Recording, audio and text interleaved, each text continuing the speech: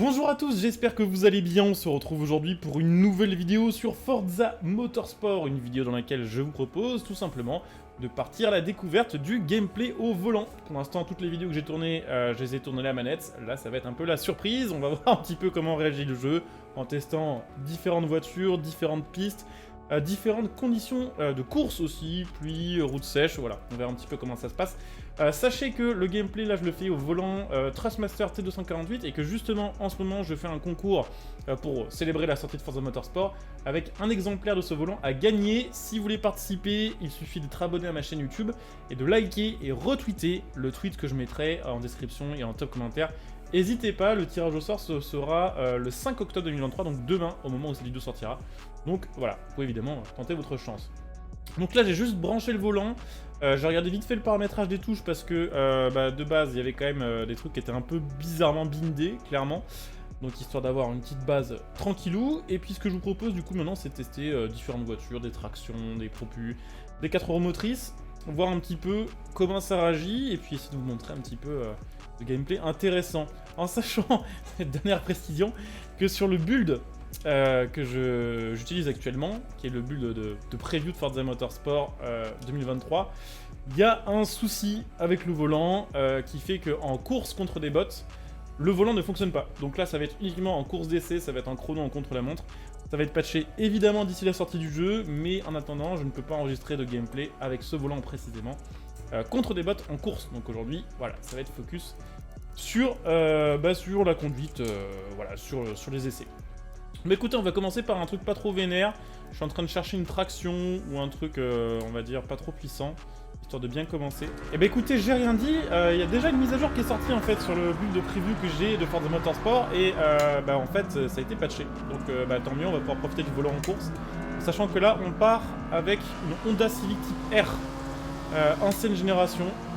On va voir un petit peu ce que ça va donner côté feeling. Et puis côté performance, bon clairement je pense que je vais être beaucoup plus lent qu'à la manette. J'ai pas du tout l'habitude encore de jouer à ce jeu là au volant et clairement c'est pas du tout le même niveau de concentration qu'il faut avoir. Mais on va faire du mieux que l'on peut pour essayer de s'en sortir contre les bots. Là-bas je sais pas trop ce qu'ils font, voilà, ils font en vrai tant mieux, ça me permet de les rattraper.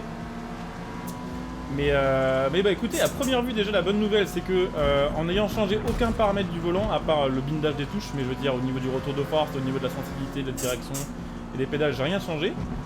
Écoutez, ça m'a l'air jouable ma foi. Voilà, là c'est le carnage devant la what the fuck, qu'est-ce qui se passe?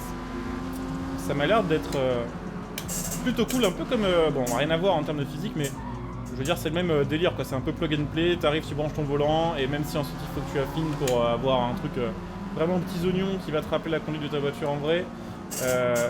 Voilà, tu branches, les paramètres de base font que tu as déjà un bon feeling au volant et que tu peux déjà t'amuser sans trop te prendre la tête à trifouiller pendant des heures dans les menus du jeu. Ça le fait, j'ai l'impression que les pédales sont un peu sensibles. Mais bon, ça après, encore une fois, il y a plein de curseurs qui permettront de le modifier. Je vous montrerai les réglages volants juste après, comme ça. Vous verrez un petit peu ce que vous pouvez ajuster.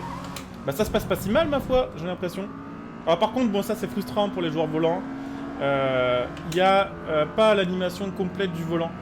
Je crois qu'en termes d'animation c'est mieux que sur Forza Horizon 5 et sur Motorsport 7. Dans mes souvenirs sur Motorsport 7 et sur Horizon 5, il n'y a que genre 90 degrés du volant qui sont pris en compte au niveau de l'anime. Là je crois qu'il y a quand même un demi-tour complet si je dis pas de bêtises. Je vais essayer de vous montrer ça, bon, pour la position. Et je crois que là on peut aller quand même jusqu'ici. Je suis pas sûr que sur Motorsport 7 et Horizon 5 c'était le cas. Mais que vous dire de plus? Écoutez, pour l'instant, pas grand chose. Faudra comparer en fait avec plusieurs voitures pour vraiment sentir la différence d'un modèle à l'autre. C'est un peu sensible. Je repasse à la manette vite fait, c'est simplement pour vous montrer justement les différents paramètres que vous allez pouvoir modifier pour votre volant. En sachant que il y a plusieurs choses à savoir. En fait, le volant s'appelle ressources. Je ne sais pas pourquoi, si c'est une traduction bizarre ou si c'est logique que ça s'appelle comme ça, mais c'est ici que vous allez changer le bindage de vos touches. Donc vous allez pouvoir attribuer telle ou telle touche du volant à telle ou telle action en jeu. Et c'est dans Entrée avancée que vous allez gérer du coup tout ce qui va être curseur, les limites, les zones mortes, la sensibilité, c'est vraiment ici que tout va se passer. Donc il y a pas mal de paramètres. Après pour l'instant pour cette vidéo le but c'est vraiment de jouer avec les paramètres de base. Mais évidemment il y a des choses que j'ai changées, bon déjà les vibrations. Bon, on pourrait en rajouter que ce serait pas du luxe. Même si le jeu, évidemment, de base, en propose déjà un peu. Donc ça c'est la petite chose à savoir. Maintenant qu'on est là, bah écoutez on va changer de voiture et puis on va essayer de passer sur un truc un peu plus puissant, histoire de voir ce que ça peut donner. Bon les gars j'ai un peu déconné, j'ai pris un peu plus puissant que ce qu'on avait avant, une petite Pagani, on va voir ce que ça va donner. Ça va être le crash test, on va sentir direct si c'est très compliqué ou pas. Waouh. Alors rien à voir au niveau du feeling. Là c'est très différent. C'est comme à la manette. Enfin c'est comme à la manette. Non c'est pas ça que je veux dire, mais c'est qu'il y a d'énormes différences forcément d'un modèle à l'autre. C'est aussi pour ça que je prends des véhicules assez différents au final. C'est que si on passe d'une voiture à l'autre avec 50 chevaux de plus à chaque fois, on risque de pas forcément sentir les différences arriver. Alors que là quand on passe d'un truc traction 200 chevaux à Pro plus 700 chevaux, oh, c'est un plaisir. C'est un plaisir.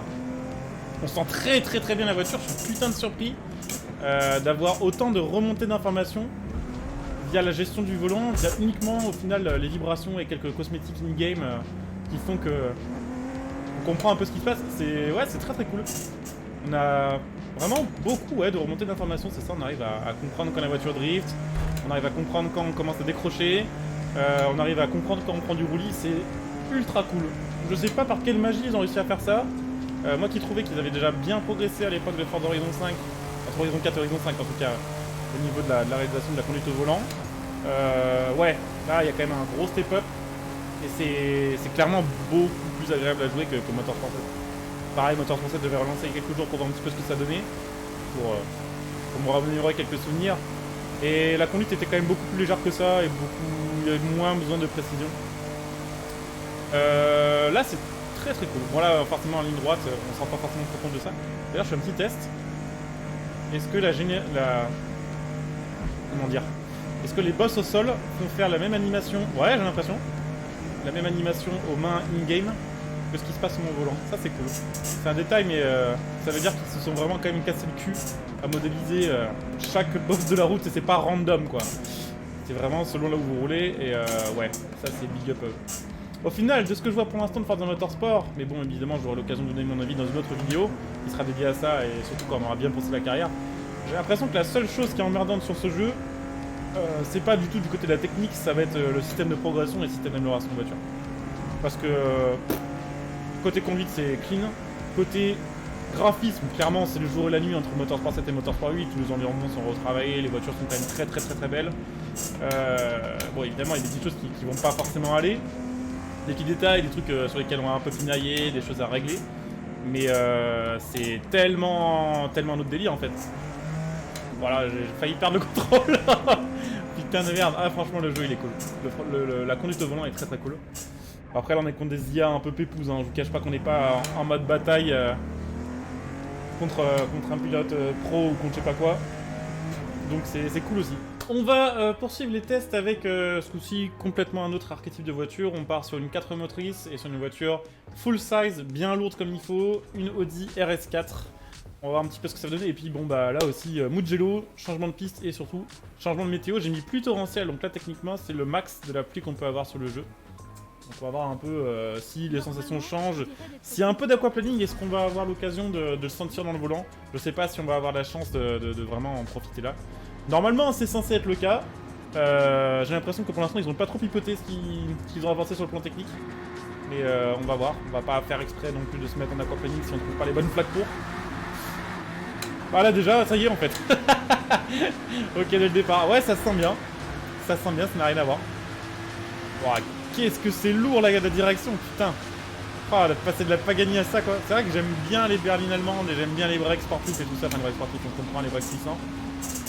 Mais alors, il y a un monde, un univers entier d'écart entre ce qu'on vient de rouler et ça. Ah la vache. Ah c'est vraiment un autre délire. Ah ouais, c'est vraiment lourd en fait. Ah ouais, non, rien à voir avec la Civic aussi. La Civic était sportive mais... Et voilà. Oh, ça souvient par contre tout à l'heure. Ça je pense que c'est rien à voir avec le volant. Hein. Ça c'est le fait, on est Audi 4 roues motrices plus pluie, où on dégrippe un peu de l'avant. Plus le fait que... j'ai l'impression que l'ABS ne réagit pas pareil quand on joue le volant que quand on joue la manette. Je sais pas si les assistances au pilotage s'adaptent au logiciel, pardon, au device, j'arrive pas à trouver le mot, au périphérique, voilà, qu'on utilise pour jouer au jeu. j'ai l'impression que l'ABS, il arrive vachement plus tôt. Genre là, à peine j'appuie sur le... Après, c'est peut-être parce qu'on est sur pluie aussi, mais à peine j'appuie, on passe en ABS, alors que je mets genre 10% de la puissance de freinage.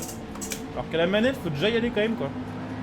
J'ai l'impression que c'est un peu différent. Après, encore une fois, c'est peut-être juste une question de curseur à bouger sur le volant et les pédales pour affiner un petit peu à ce niveau-là. Ah, direct, on passe en ABS, par contre. Ah, nice. Alors, attendez, ça, c'est l'IA qui m'a pranké. Alors, au niveau des IA, là, d'ailleurs, on est en difficulté 1 sur 5. C'est pour ça qu'ils sont aussi lents. C'est pour ça qu'ils sont aussi demeurés. Hein. J'ai vérifié. Là, ils me servent juste à voir un peu où ils passent pour caler mes métrages.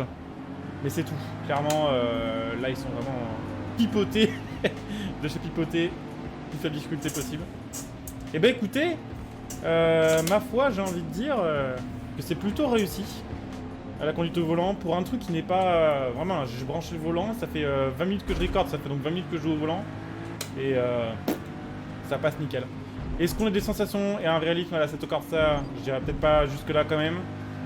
Après, Assetto Corsa, ça va dépendre vraiment d'un tas de choses aussi. Mais c'est strong. C'est strong pour un jeu. En fait, ce qui est très très fort, c'est que à la manette, si on joue full assist, on peut avoir vraiment un gameplay full casu. Et voilà, ne jamais avoir joué à un jeu court de sa vie et réussir à faire des trucs stylés. Autant, si vous jouez volant full sans aide, il y a quand même un niveau de réalisme qui est plus élevé que sur Motorsport 7. Donc ils font le grand écart, peut-être encore plus grand que sur Motorsport 7, parce que je pense que quand même du côté des joueurs casus, ils ont simplifié le jeu, entre guillemets. Le prenez pas mal, hein. Le joueur casus, c'est juste des joueurs occasionnels, des gens qui jouent pas forcément beaucoup des jeux de course.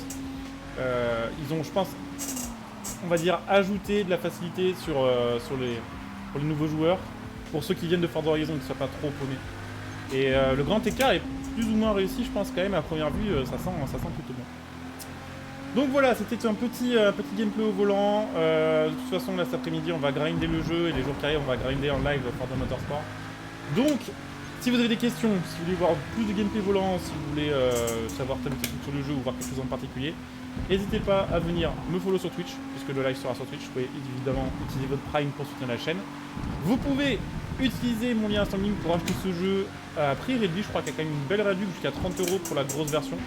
Et ça soutient la chaîne par la même occasion, donc je mettrai le lien sur cette vidéo. Donc n'hésitez pas à jeter un petit coup d'œil. Oula, mauvaise touche, ça c'est la touche du frein à main. Je la cherchais depuis tout à l'heure, j'ai mis X, je suis vraiment un fou. Donc voilà, je pense que j'ai rien oublié. N'hésitez pas à laisser un petit like et à vous abonner bien sûr pour les prochains contenus qui vont arriver dans les jours à venir.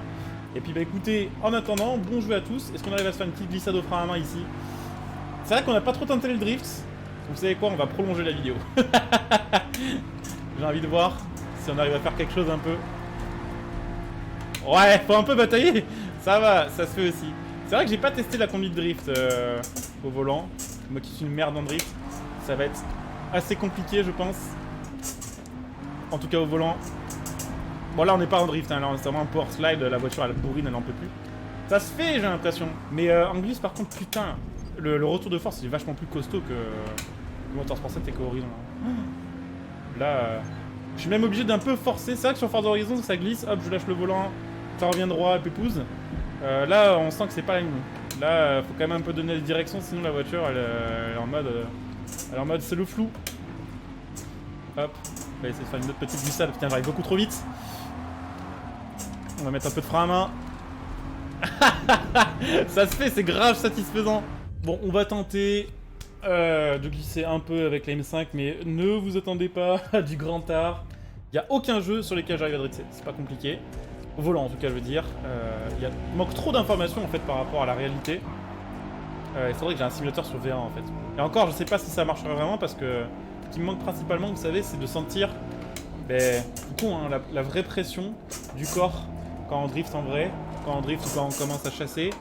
On sent que son sang mine de rien et tout le corps est ballotté d'un côté et genre on comprend ce qui se passe. Là au volant, même si le feeling est bon, qu'on sent bien la route, jamais de la terre ça me fera ça quoi en fait, jamais de la vie c'est pas possible. Du coup j'ai tout le temps genre un putain de train de retard sur ce qu'il faut faire et c'est compliqué. C'est bizarre, j'ai l'impression qu'il faut faire le contraire des autres jeux pour drifter sur ce jeu au volant. Genre la plupart des autres jeux, vous lâchez l'accélérateur en drift, c'est finito. Enfin, mais un peu comme en vrai d'ailleurs. Genre la voiture, elle part complètement comme il faut pas. Là, j'ai l'impression que si je relâche l'accélérateur, j'ai plus de contrôle. C'est un peu bizarre. Voilà, par contre, on est full hors piste, on est en mode tondeuse. Let's go. Voilà, c'est trop tard. On va se refaire un petit tour. Un peu de mal, mais bon, voilà, ça me surprend pas. Que ce soit Gran Turismo, Forza, Assetto. Assetto, c'est un peu mieux, mais c'est parce que j'ai mis des années à paramétrer mon volant aussi. Que je commence à avoir un truc où je sais à peu près les timings. Ah là, c'est bizarre. C'est marrant parce qu'en fait, du coup, à la manette, vous verrez ça dans une autre vidéo qui va sortir bientôt, je trouve que le drift est bien meilleur que sur Motorsport 7. Autant là, sur Motorsport, du coup, au volant, au niveau du drift, j'ai un peu ce feeling d'être sur des rails, comme j'avais sur Motorsport 7, où j'ai l'impression que je contrôle pas tout ce qui se passe sur le jeu, c'est assez bizarre. Ah, par contre, putain, clairement, est-ce que c'est que cette BM qui drifte pas alors qu'on a aucune restriction et elle y va pas, quoi. Il va falloir mettre du frein à main. Donc ouais, un dernier petit tour pour la route et puis on va s'arrêter là. Bon, pour l'instant, débrief avec le volant de base, des réglages par défaut de base en conduite normale. Je trouve que c'est insane la différence par rapport à Motorsport 7 et par rapport à Horizon et même par rapport à un Gran Turismo 7. On sent genre vraiment bien ce qui se passe. C'est assez bluffant. Par contre, là, j'avoue qu'en conduite drift, je retrouve un peu les mêmes défauts que sur Motorsport 7 au volant, bien que j'ai pas beaucoup de drift au volant. Mais encore une fois, je vous dis, je suis vraiment une quiche en drift. J'ai vraiment pas les bons réflexes, pas les bons timings. Et bon, je pense que ça se voit de toute façon. Je sais pas, sur les jeux, ça veut juste pas. Le karma n'est pas avec moi. Mais bon, c'est comme ça. Je voulais tester, voir si, on sait jamais, sur ce jeu, comme par hasard, ça passait par magie. Mais non, je pense que c'est moi le problème. Bon bah écoutez, je vais couper ici cette vidéo. On se retrouve très bientôt pour une nouvelle vidéo sur Forza Motorsport. En attendant, portez-vous bien. Bonjour à tous, ciao.